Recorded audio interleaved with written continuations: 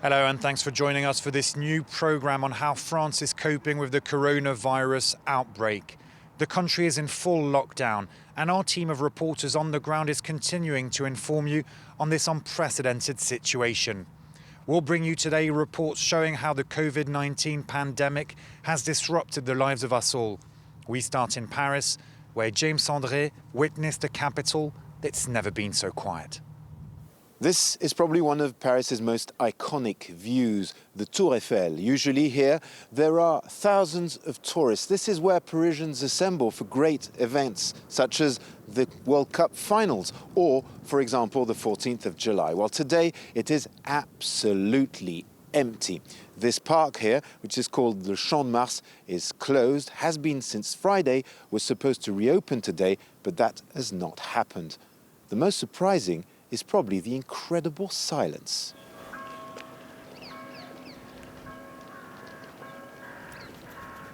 A silence that is just about troubled by Paris's electric buses. Most of them are running empty. J'ai dû prendre 10 personnes depuis ce matin 6 heures, à peu près. Ils ont mis des rubans pour dire de ne pas s'approcher du machiniste en fait. Même si on loupe l'arrêt, personne ne nous demande donc... Je me sens toute seule par rapport à d'habitude, mais bon, on s'y fait. The authorities have closed this park to make sure that people will not regroup here and spread the virus. And police is here to enforce the new rules. Mais donc là, je viens de me faire arrêter par les forces de l'ordre pour me dire que j'avais pas le droit d'être aussi loin de chez moi. Il n'y a plus de vie dans Paris en fait, donc ça fait un peu peur. C'est vide, on a l'impression que Paris est mort.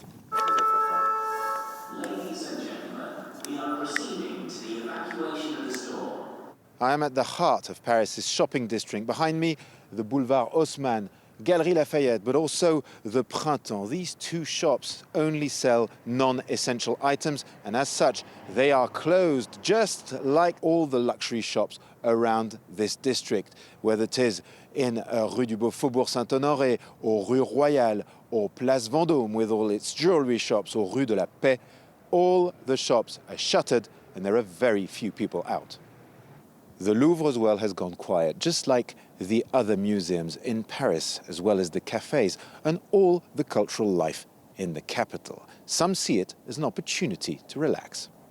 On se nourrit beaucoup de conversations, du coup on s'enrichit déjà de par la communication. Et puis après quand on sort, on s'émerveille de ce calme, de cet apaisement extérieur.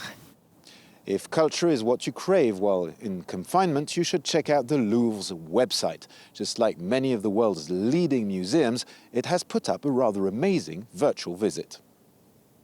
Across France, parks like this are all closed to the public. But with the return of warmer weather, the lure of heading outdoors is proving hard for some to resist, just as long as they fall into one of the 5 categories the authorities have specified. On a un peu de temps et il fait beau, il faut profiter, rester en forme aussi. Les gens gardent les distances entre eux, donc ça va. Ma société a fermé lundi, c'est anticipé. M. Macron m'a autorisé à aller à Franprix, donc j'y suis allé. C'est pour ce soir ça. Allez, James, Monoï, on y va. Je sors à peu près 4 fois par jour avec les chiens. Je fais les allées de Boulogne autour de chez moi. Mamie, papy, on y va. Ils sont assez âgés, ils ont 83 ans. C'est plus eux que je dois raisonner parce qu'ils auraient plus tendance à aller à droite à gauche. For families which live apart, it's even harder. Je ne vois plus mes amis, on ne peut plus trop sortir et c'est un peu difficile parce qu'on n'a pas tout à manger, on ne peut pas trop sortir. On suit le confinement, on sort que quand on est obligé comme là maintenant. Et en plus, ils m'ont annulé la classe neige. Les personnes non autorisées à être dans la rue sont invitées à regagner leur domicile. Vous pouvez écoper d'une amende de 135 € dès à présent. Nous vous invitons à regagner votre domicile. Moi j'ai l'attestation qui va bien pour emmener les enfants chez leur papa. Sometimes police still need to intervene. Il faut vraiment que vous rentriez chez vous, c'est important. Le problème, c'est qu'en entre tout, ils sont contraires. Comme ça fait 4 jours qu'on est confinés, on est. Dites-vous que le plus important, tous les 4 c'est jours que prendre vous l'air restiez avec chez une vous. petite fille dans un Non, appartement. mais pensez aux autres personnels hospitaliers qui, eux, reçoivent les malades tous les jours, ils en peuvent plus. Ils se disent, mais qu'est-ce qu'ils font, les Français? On a l'impression qu'on respecte la consigne. Je sais bien. On a l'impression qu'on peut sortir son chien, mais pas son enfant. It's impossible to monitor how much time each person spends outside, and with spring causing people to drop their guard, COVID-19 continues to find its way to the heart of French society. In these difficult times, the French are coming together, a clear sense of solidarity. Hospitals like Bichat see every day more patients rushed in, with beds and equipment like masks running low, so people across France are trying spontaneously to help however they can. The confinement also means that the poorest and most vulnerable of our society are hard hit. Here are some of the initiatives that have sprung up in the midst of the crisis with Catherine Norris-Trent.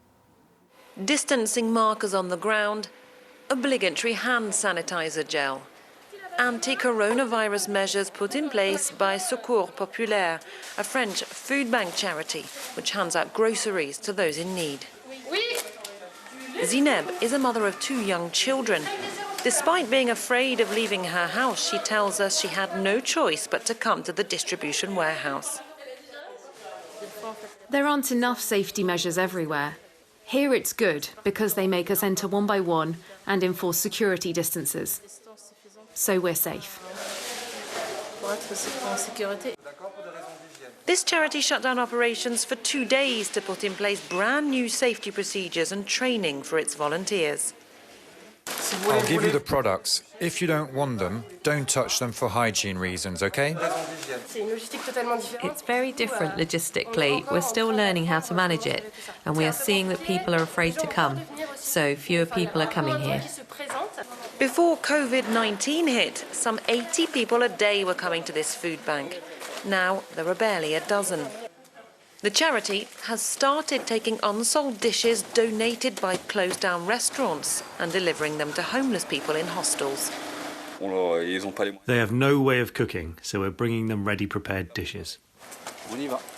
While larger charities have been able to put coronavirus plans in place, other smaller voluntary groups have had to completely freeze their outreach work.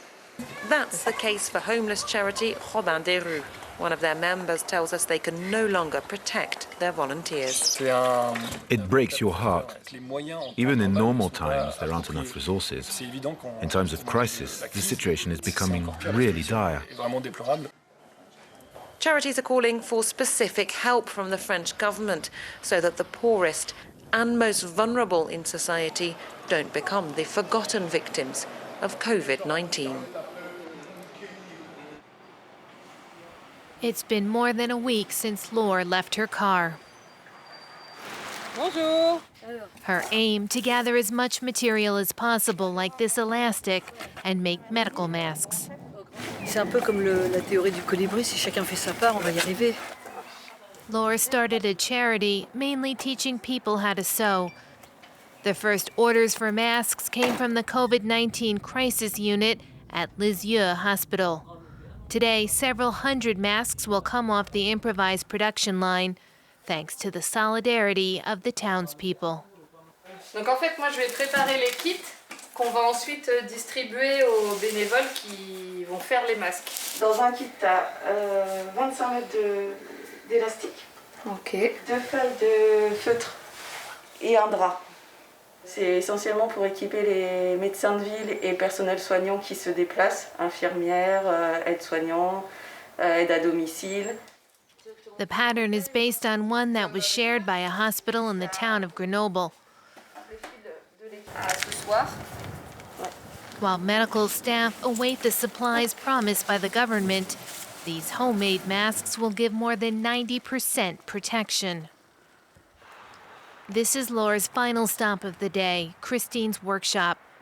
Officially, it's been shut down like most businesses, but the sewing machine is working flat out. Si on donne notre masque, comme ça. Voilà, c'est tout simple. C'est ça, là, sur les lettres d'arrivée, on se regroupe tous pour faire quelque chose de bien. Voilà, c'est tout. On fait comme on peut. On fait comme on peut, voilà. Avec les moyens que l'on a, en fait, c'est ça. Bon courage. À bientôt. Ouais, pareil. Bon courage. On se redit.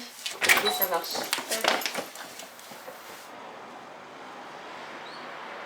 It's the end of our programme. Thank you all for watching, and join us again next week for more of our reports on life under lockdown here in France. Stay safe.